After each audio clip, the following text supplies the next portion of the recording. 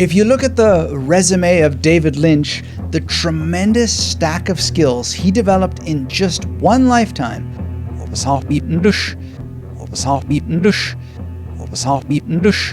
shouldn't be possible.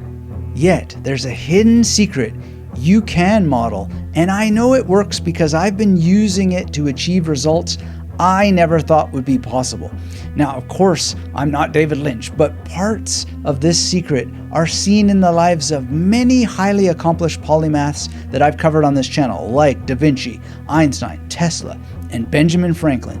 And it probably won't surprise you that David Lynch is just as creative and amazing as those people.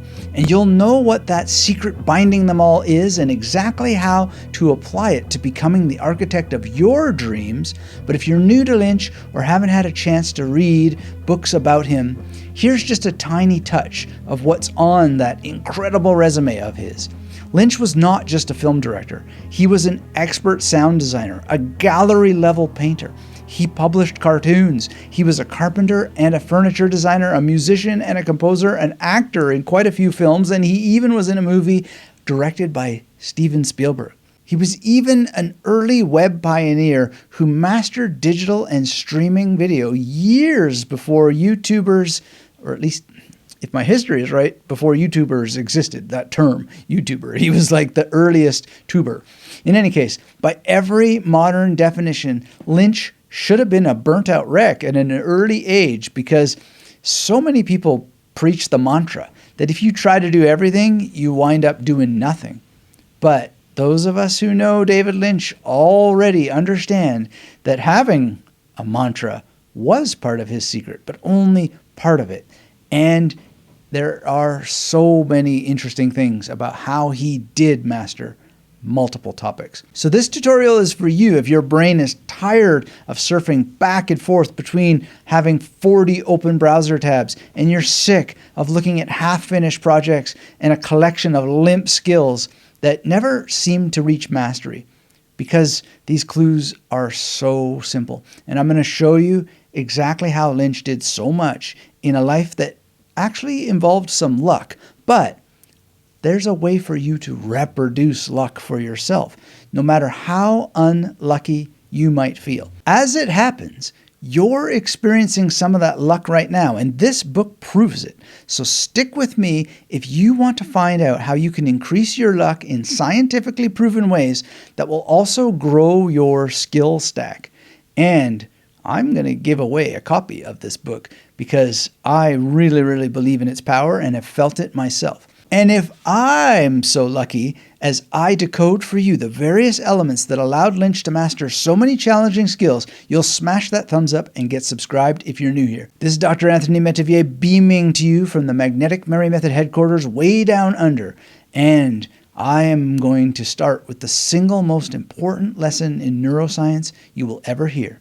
You see, to understand David Lynch's success and how to switch on your own luck, you have to understand what scientists call implicit memory. Now, implicit memory is a huge part of how you will develop instincts for how reality works and sets patterns for how you interact with it, both from a young age and starting right now, if you're ready to make some simple changes.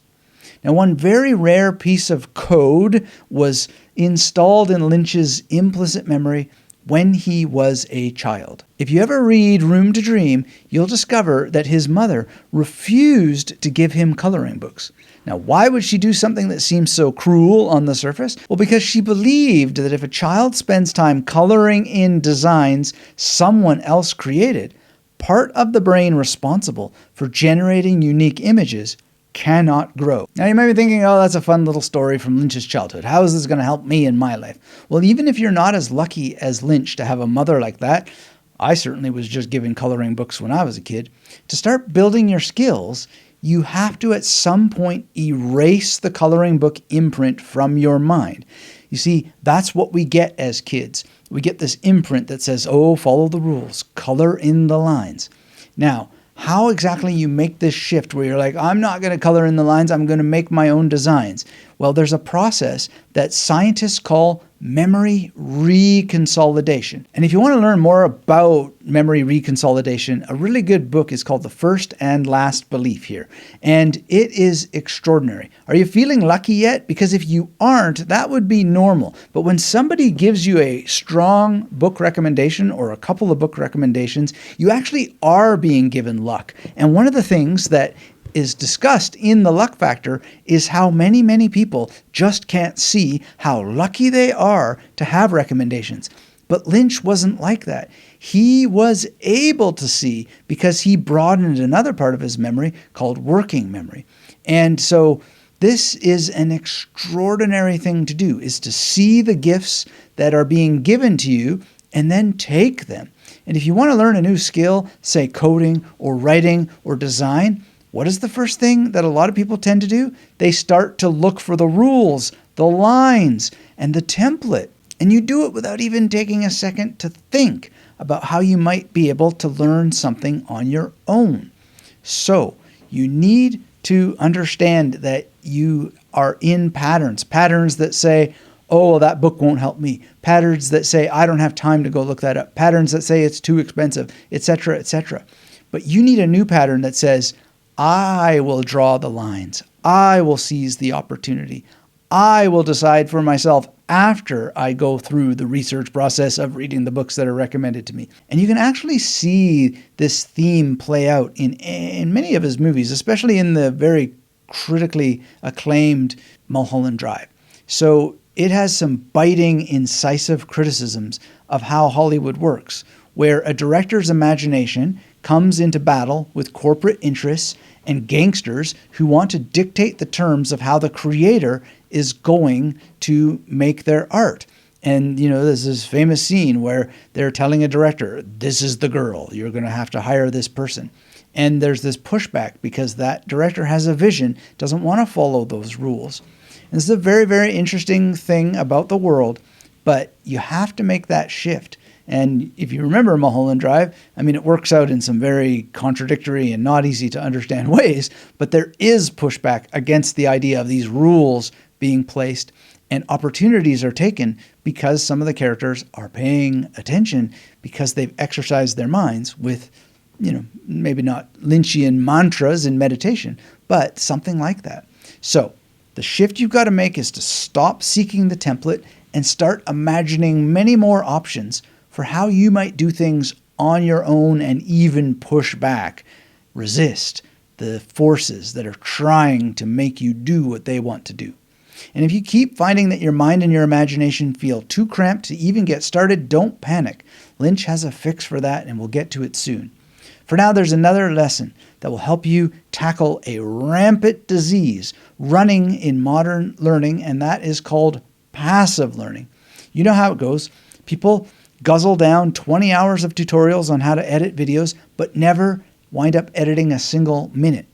The antidote that we can learn from David Lynch is in how he created so many feedback loops between his imagination and the physical world. So when he was making his films, he wouldn't just hire a prop master and a set designer. He would look at a script, do some of his own shopping for set pieces, and say, I don't quite see the furniture that belongs in the world of this movie. And then he would go to the shop, cut the wood, paint, and produce specific furniture and build the world that his vision required. This is a feedback loop between the vision and the actual material reality. He did a similar thing with makeup. He would actually get his hands dirty with actual dirt and blood and grime up the actors' faces with his own hands until it matched the texture that he had in his mind. And, reading between the lines in some of the comments he made about the rules of the film industry, he might have risked getting in trouble with the unions for doing that. But another polymathic skill that he had was making people feel comfortable and as if they were part of his family. As one person said, Lynch was so beloved that he was able to use the people in his movies as paintbrushes. That's very powerful. Think about the neuroscience of that statement. If your team is fighting you, your cognitive load is going to spike. You are spending your limited working memory on conflict negotiation, on politics, on all kinds of just nonsense.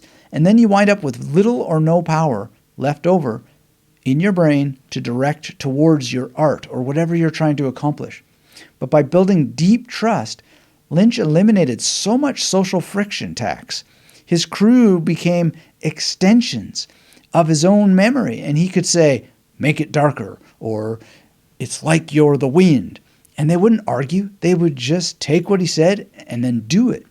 And this skill comes from active learning in real environments. So whether it's building furniture in the workshop or developing characters by working closely with actors, it's physical, not just in the mind.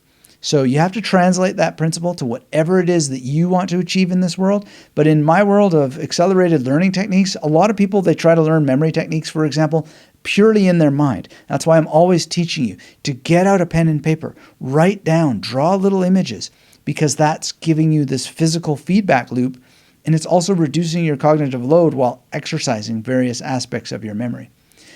Another way of looking at this is the Japanese phrase Genshi Genbutsu. Go to the real place and do the real thing. Now, the nature of what counts as real in Lynchian worlds is another topic for another day. But, you might be thinking, Anthony, I can't do everything myself. I don't have time to build tables. I don't have time even to draw little images like you talk about in your memory training. Well, that's an interesting objection.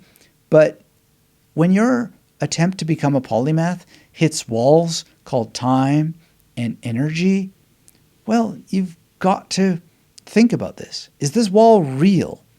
Or is it that I'm just tired, that I'm grouchy, that I'm dealing with all kinds of people who do not share my vision because I haven't practiced the skill of communicating with them, made them friendly, got them on my side?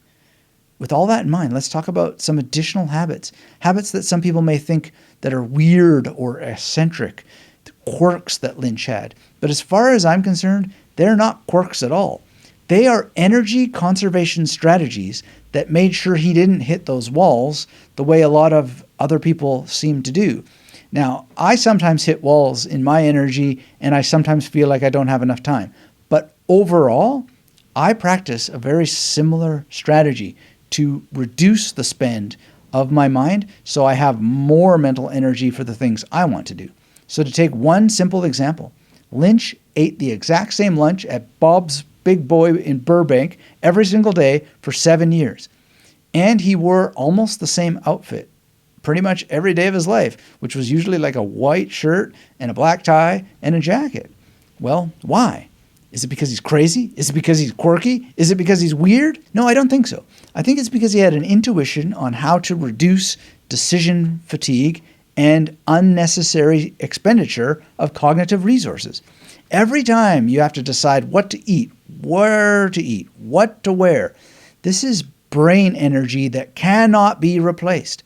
You're depleting executive function. But Lynch pushes all these survival decisions into procedural memory by repeating the same thing, and he winds up creating more space to dream. And he's also automating a lot of boring stuff so that his explicit memory is free to hunt for more ideas. This is what Einstein did with his suits. This is what Steve Jobs did with his turtlenecks. It's a protection of your creative center. And, I eat almost the same thing every day. I do a rotation diet, and it's very, very simple and beautiful to not have to think about what I eat every day. It saves so much time. And it is wonderful also just to know what you're going to wear and not have to think about it too much. So much more energy and focus goes into the art, the creativity. Now, along these lines, we have to talk about how Lynch protected his vision when the world attacked it, which was something that often happened. Now, it's no secret that Lynch had a fairly dark imagination, but unless you read into his life, it's lesser known that he also had a quite dark streak in his personality when he was young too. But all that changed when he took up meditation, which is part of how he expanded his ability to see luck when it was presented to him. Meditation influenced him so positively that he eventually even wrote a book about it and started a foundation and gave many talks on mindfulness and meditation and the relationship these practices have to creativity, and also how they just help you enjoy a better life.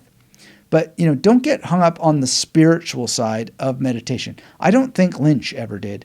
I think that what he did was very beautiful. He just talked about its benefits for his creativity and his well-being. And he never really tried to hide his humanity to somehow form a clean brand. Now, that's very important, because if you try to live a fake life, well, then you're using up your brain, right?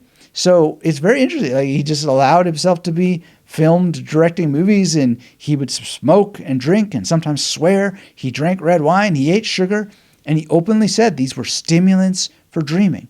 He didn't pretend to be a biohacker. He didn't pretend at all. He was a human being, and he was comfortable and able to do that. And I think it's largely from meditation.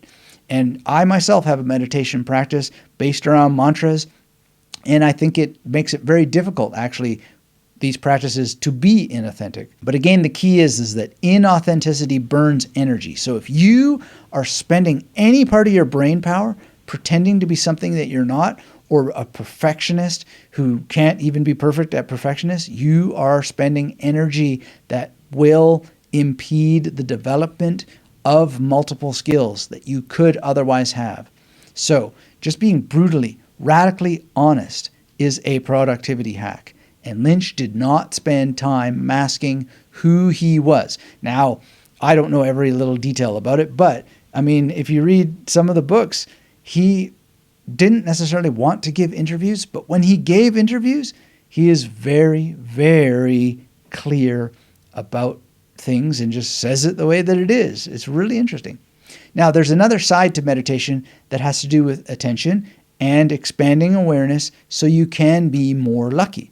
Now, put it very simply, meditation is the practice of returning to the center of your awareness.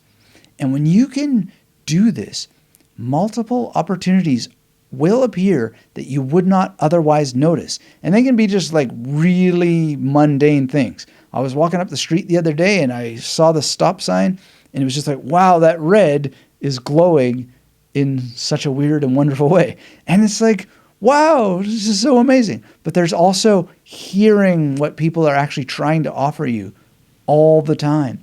You have more resources around you than you possibly imagine, until that you start to pay attention to it. And this is a huge principle that's proven in Richard Weissman's luck factor. You need to not only be aware of good fortune all around you, but you also need to expect it. And his research reveals that expectation itself can help you see it. But you also have to be able to perceive the opportunity that you can practice being a person of expectation. Now, expectation has a dark side because, as the Buddha reminds us, expectation is the quickest path to suffering. So you have to be able to let go of the outcomes so that if these little signs and messages that Lynch talked about all the time don't work out, you don't blame the universe or some nonsense like that. You just have to have the mindset of, I am open to opportunities, and then start to see them and then start to seize upon them. And you do that by working on perception, awareness. Now, Lynch is a great, great opportunity grabber. And there's many, many examples. And some of them do have a kind of quasi-mystical vibe to them, the way that Lynch talked about them. But some of them are just downright practical. So one of my favorite examples is how he was able to grab opportunities with minimal ego and maximum humor and opportunism because he wanted to be lucky. So when critics like Siskel and Ebert gave Lynch's beautiful and amazing movie Lost Highway 2 thumbs down, most creators would have spiraled into depression. They may have even changed their style and tried to be more palatable for the mass market after receiving such criticism. But Lynch didn't flinch. No, he saw the luck in it, the opportunity, and he seized it by taking out a full-page ad in the newspaper that simply quoted Siskel and Ebert and then said, 2 more great reasons to see Lost Highway. I mean, that's not a joke. It's the ability to be stable in your own identity and to use your attention from your center to take the opportunity that criticism gave and turn it into marketing material. Some of the most genius marketing material I've ever seen. And he did similar things when campaigning for Laura Dern to be acknowledged as an actress. He didn't hire a PR team. He sat on a street corner in Los Angeles with a live cow and a billboard, and people called it weird, sure. But if you look closer, it was actually what you might call centripetal in the world of polymathy. This is something that Peter Burke talks about. He talks about the difference between the centripetal polymath and the centrifugal polymath. So Lynch wasn't trying to copy how Hollywood does marketing by adding another skill, which would be centrifugal. What he does is he does it the Lynchian way to do marketing. And so he's not drawing inside the lines. He's actually using his skill for surrealism that he practiced very diligently in multiple media to make his own lines, a centripetal use of his skill. And if you ask me, we spend way too much time studying normal successes, and then we add all these skill sets we don't actually need when we could strengthen the ones that we already have and, dare to do things differently. Which brings us to the core distinction. There's the person who just spins outward, always following every curiosity, learning lots of little things, becoming a jack of all trades.